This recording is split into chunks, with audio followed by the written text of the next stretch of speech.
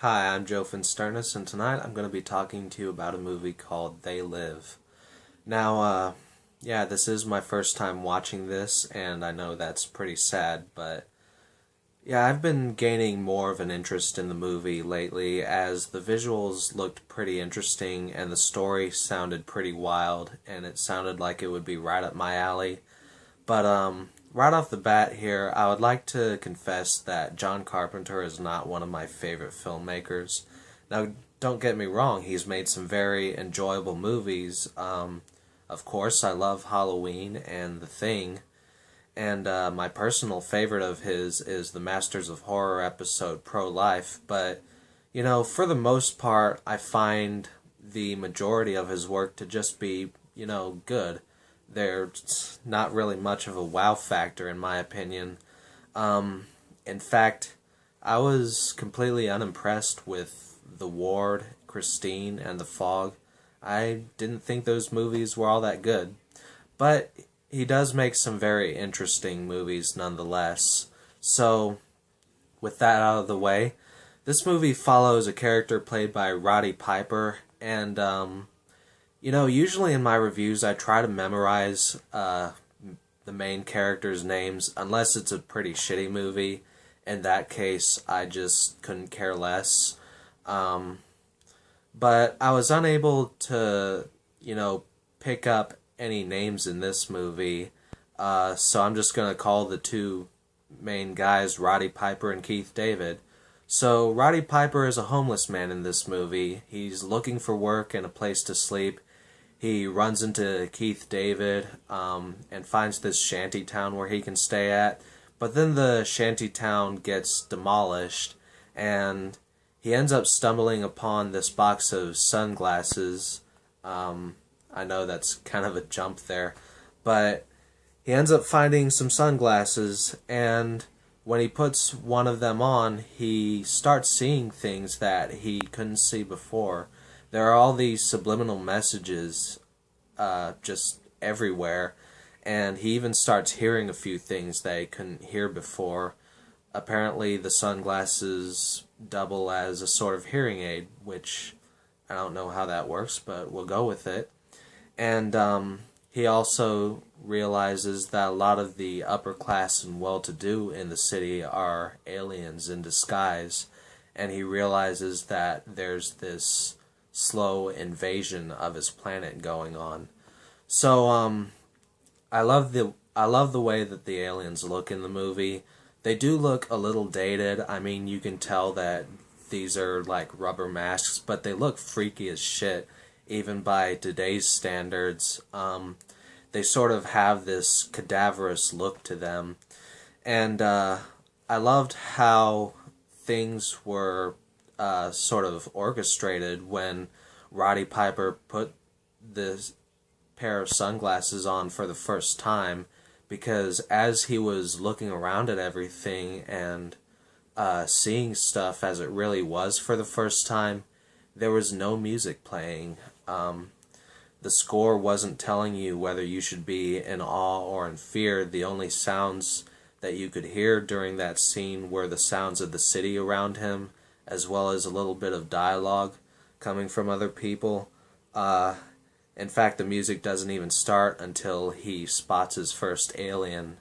And this movie was a little darker than I expected. I went into it knowing that it was a comedy, but I didn't know that it was going to be a black comedy. I mean, when the demolishing of the shanty town occurs, it goes on for a really long time, and it gets pretty fucking brutal. There's one point where these policemen start beating a blind man with their nightsticks, and granted, he was trying to fight them off with a cane, but they started beating him to the ground after taking his cane away. And I really didn't have to suspend my disbelief for that moment, because I've heard stories from Philip DeFranco and SourceFed about officers in real life doing things just as bad, if not worse than this, so it is a little scary. But the comedy starts to kick in a lot more once Roddy Piper sees all of the aliens and he starts opening his mouth, he just starts dropping insult after insult and joke after joke, including the famous chewing bubblegum and kicking ass line. And this also falls pretty heavily into the action genre, and the action in the film is very well done. One of the most famous scenes in the movie is like this 4 to 5 minute fight scene that takes place between Roddy Piper and Keith David, and it was a little shorter than I expected, but a lot of people just talked about it being one of the longest fight scenes in the movie up to that point. And I was thinking, going into it, I'm saying that way too much. I need to fucking drop the you knows in this review, in these reviews. Shit. But, yeah, I was just thinking, if it's as long as people say, I don't know how invested I'm going to be, but it was pretty damn entertaining to watch. There were parts of it that were funny, and there were even parts that were painful. I mean, people talk about Die Hard as being like the first action movie where the hero felt vulnerable, but, this movie came out the year before, and, during that fight scene, there were quite a few hits that I could feel as I was watching it, and, afterwards these guys were all bloodied up, and Roddy Piper himself had this big fat lip, so it felt a little more realistic than your average 80s action movie. Granted, there were a few action set pieces where you had to suspend your disbelief, but I mean, still it was more realistic than pretty much anything Arnold Schwarzenegger has been in. But yeah, one of the review programs I watch here on YouTube is a show called Welcome to the Basement, and something that I kind of picked up from that show, that one of the guys on there stated, was that in horror movies, there's always something more going on than just the horror itself.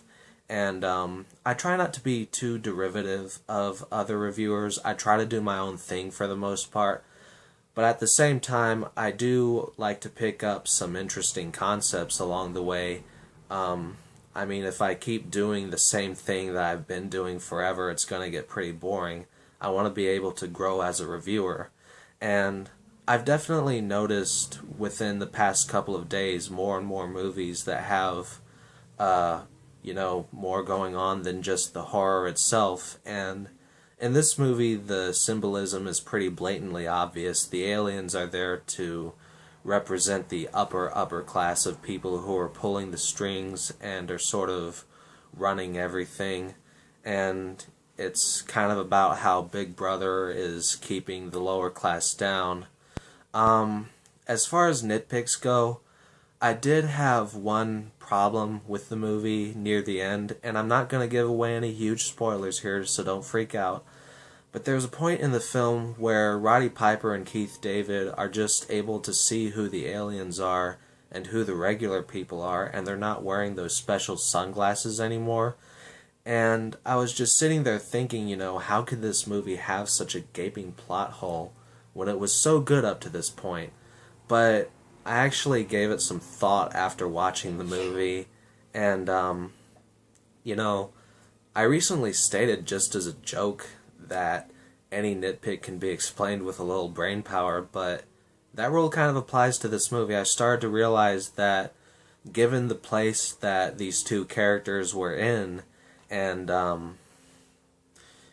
who they were around, they just probably weren't affected in that particular area by the aliens' mind control. So, yeah, I didn't really have any problems with this movie.